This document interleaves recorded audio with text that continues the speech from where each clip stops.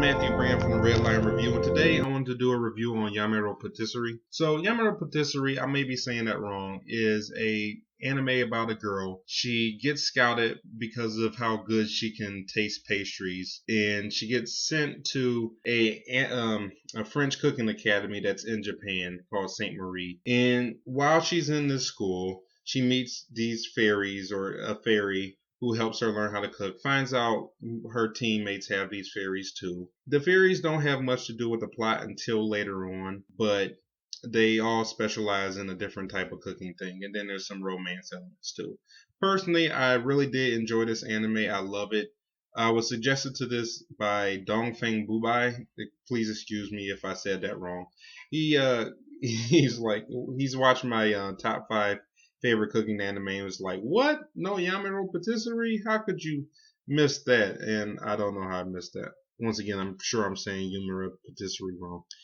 Anyway, so the problem I have with the problem I have with the manga is that the art style is very cookie cutter, even though it looks good. I have trouble seeing some of the characters differently, especially the male characters. They all almost look exactly the same to me without any other color that they have in the anime. That aside, the anime seems to dig deeper into the characters' lives, but the manga seems to deal better with stuff that continues on the plot line, like it adds on to the plot in the progression of the story. So if the manga was like just as a book, it's fantastic, works the way it does. Anime, sometimes it is nice that you get to know more about the characters, but I feel like it has a kind of early fillers on the inside of it, where the manga seems to cover that a bit later as after you get more attached and stuff. So they're just a little organized differently. That's fine. And at the end of the anime, they have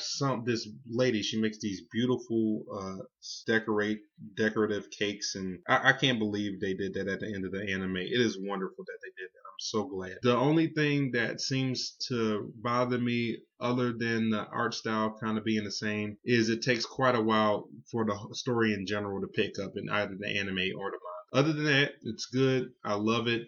I would give it a 9 out of 10. If I were to go back and do my top 5 manga anime reviews as Bubai was talking about, I would put that at number 4, move Cooking Chef Master Boy back 1, and click off Iron Rock Jan. Not that I don't like those two, but they're very repetitive and they don't really have much to say about any of the characters in general. Where Cooking Chef Master Boy, they have a lot of main characters that they just seem to gloss over. Especially the girl, the people teaching him how to cook, and they may talk a bit about some of the characters in there, but not very much enough for you to care about them. So that's why I kind of like Yumeiro Patisserie a bit more. As far as it beating out Shokugeki, as far as it beating out Addicted to Curry, I don't feel like that. I forget what my number 3 is, but I do really enjoy Addicted to Curry. That's just going to be my number 1 in my heart until I find something really, really good to knock it out of the way. Other than that, I hope you enjoyed the review.